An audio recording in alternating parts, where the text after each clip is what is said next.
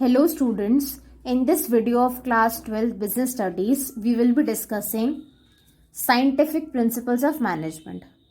अब इस वीडियो में हम डिस्कस करेंगे वो 4 प्रिंसिपल्स ऑफ साइंटिफिक मैनेजमेंट जो डेवलप किए गए हैं फ्रेडरिक विंस्लॉ टेलर के द्वारा। सबसे पहला प्रिंसिपल है science not rule of thumb.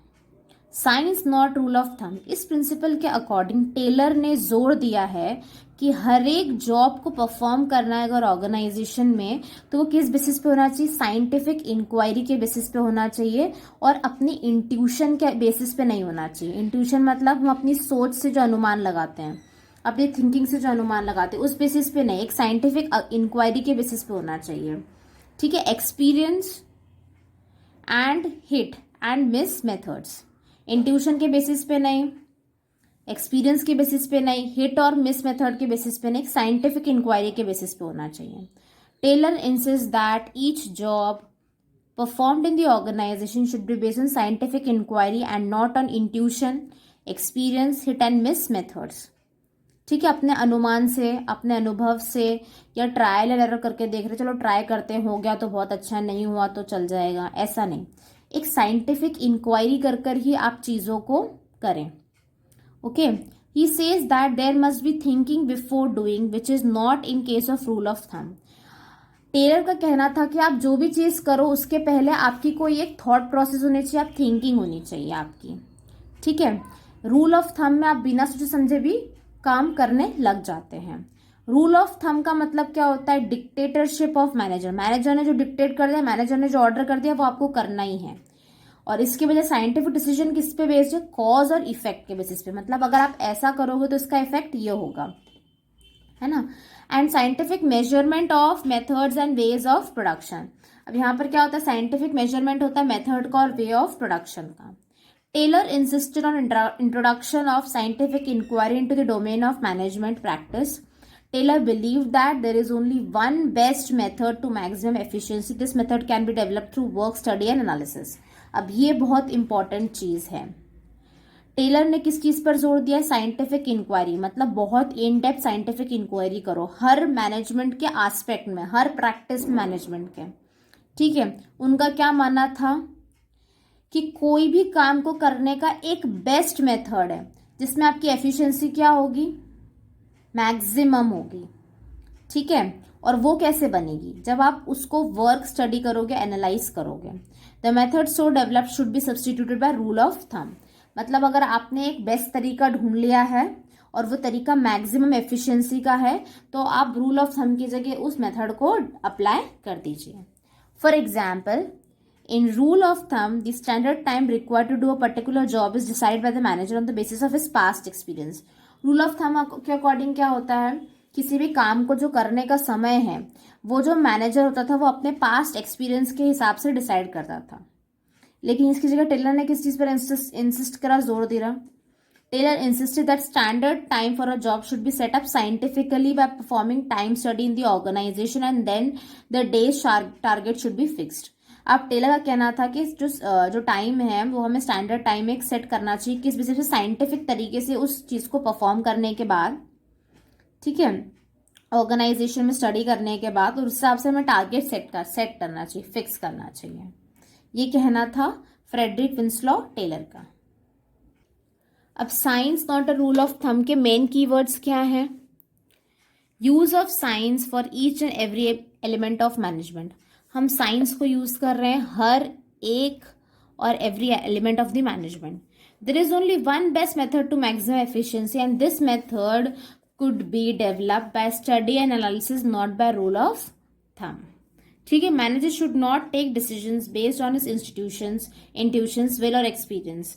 Take every decision scientifically. हर डिसीजन हमें कैसे लेना है, साइंटिफिकली, अपनी इंट्यूशन, अपनी विल के अकॉर्डिंग, अपने एक्सपीरियंस के अकॉर्डिंग नहीं लेना है। अब नेक्स्ट क्या चीज है हमारे पास, harmony not discord. Okay, harmony not discord का मीनिंग क्या है, हार्मनी मतलब जब हम सब चीज को साथ में मिलजुल के हम कोई काम करते हैं तो हम क्या कहते हैं, harmony. According to this principle, those who work together in an organisation must work in harmony, that is with mutual give and take and proper understanding. मतलब सबको मिलजुल कर काम करना है, आपस में एक दूसरे को देना भी है, लेना भी है, एक अंडरस्टैंडिंग क्रिएट करके काम करना है, ठीक है। Generally in every organisation there are 2 groups of people. हर ऑर्गेनाइजेशन में 2 ग्रुप के लोग होते हैं, वर्कर्स ग्रुप और मैनेजमेंट ग्रुप। वर्कर्स ग्रुप भी होता है, मैनेजमेंट ग्रुप भी होता है। And both the groups work as rivals of each other. अब दोनों एक दूसरे के अगेंस्ट होकर काम करते हैं, ठीक है, ठीक है। Workers always feel that they are underpaid. Workers को हमेशा क्या लगता है कि उन्हें कम पेमेंट किया जा रहा है, एंड आर ओवर बर्डन, और उनको ज्यादा काम दिया जा रहा है विद दी वर्क। और मैनेजमेंट क्या फील करता है कि workers are good for nothing, मतलब वर्कर्स कोई भी काम सही नहीं कर सकते हैं, ठीक है। तो इस प्रिंसिपल को कॉन्ट्रडिक्ट करता है हार्मनी नॉट डिस्कॉर्ड, ठीक है। In this principle Taylor insist that there is need for both the groups to change their attitude for each other. अब यहाँ पर दोनों ही ग्रुप को अपना जो नजरिया है एक दूसरे को देखने का, हमारा जो एटीट्यूड है एक दूसरे को देखने का, उसे बदलना होगा। ही इंसिस्ट्स ऑन मेंटल रेवोल्यूशन। उन्होंने किस चीज पर जोर दिया? Mental revolution. मेंटल रेवोल्यूशन का मतलब क्या होता है? Which means complete change of attitude and outlook of each other. मतलब हमारा जो एक दूसरे को देखने का नजरिया है, हमारी जो सोच है एक दूसरे के बारे में, हमारा जो एटीट्यूड है, उसे क्या करना? पूरा चेंज करना। उसे हम क्या कहते हैं? Mental revolution. इसमें 1 मार्क का क्वेश्चन आ सकता है, व्हाट इज मेंटल रेवोल्यूशन, ठीक है। They must develop positive thinking for each other. एक दूसरे के लिए क्या डेवलप करना? Positive thinking. And work with harmony, और साथ में मिलजुल के काम करना है। अवॉइड डिस्कॉर्ड, और डिस्कॉर्ड को अवॉइड करना as their objections are in one direction only. तो उनके जो ऑब्जेक्शंस होते हैं वो एक ही डायरेक्शन में होते हैं, वो अपना ही साइड देख पाते हैं, सामने वाले की प्रॉब्लम को नहीं समझ पाते। Management should share the gains of the company with workers, at the same time workers must contribute to their best level. अब मैनेजमेंट को जो भी फायदा हुआ, जो भी गेन हुआ, उसे उस गेन को शेयर करना चाहिए वर्कर्स के साथ, ठीक है, सेम टाइम पर। और वर्कर्स को भी क्या करना चाहिए? अपनी कैपेसिटी का बेस्ट कंट्रीब्यूट करना चाहिए, ठीक है।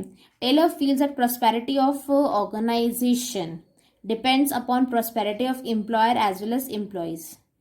एक ऑर्गेनाइजेशन संपन्न कब बन सकती है, कैसे बन सकती है, तो वो किस पर डिपेंड करता है? उसके एम्प्लॉयर और उसके एम्प्लॉयज पर। For example, the main objective of workers is to earn more and the objective of management is to maximize production. अब यहाँ पर ऑब्जेक्टिव वर्कर का ज़्यादा कमाना, मैनेजमेंट का क्या? मैक्सिमाइज करना प्रोडक्शन। इंस्टेड ऑफ डिस्कॉर्ड, एक दूसरे के अगेंस्ट जाने के बजाय, for each other, others objective workers can earn more by producing more, which will help in maximize the production also। मतलब एक दूसरे के अलग या खिलाफ जाने की बजाय वर्कर को ये सोचना चाहिए कि अगर मैं ज़्यादा काम करूँगा तो ज़्यादा प्रोडक्शन होगा, और फिर जब ज़्यादा प्रोडक्शन होगा तो मेरा प्रॉफिट भी अल्टीमेटली क्या हो जाएगा? इंक्रीज हो जाएगा, ठीक है। The other objective workers can earn more by producing more, which will help in maximizing the production also। There must be paternalistic style of management in case of Japanese companies.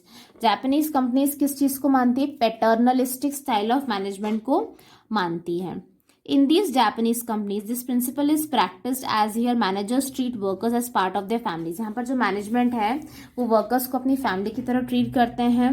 Workers also do not show their agitation by going on strike, rather than they tie a black ribbon to show their dissatisfaction and gain sympathy of managers. Managers must work almost side by side with the workers, helping and encouraging them।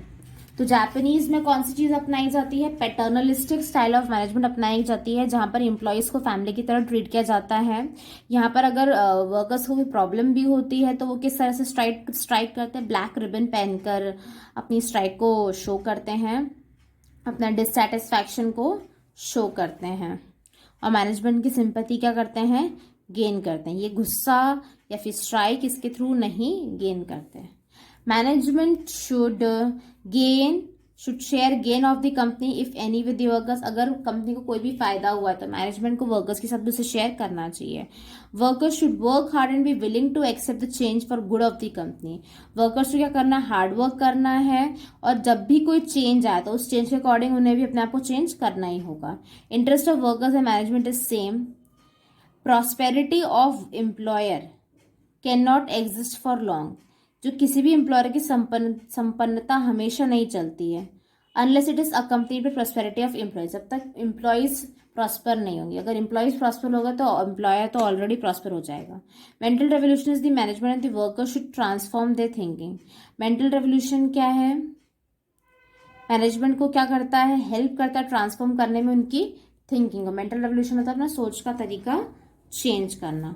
Unification, harmony, integration between workers and management, सब साथ में मिलकर harmony में, integration के साथ workers और management काम करें।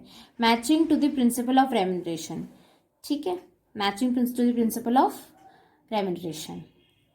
I hope that through this video you have understood the two principles of management, that is science not rule of thumb and harmony not discord. Thank you.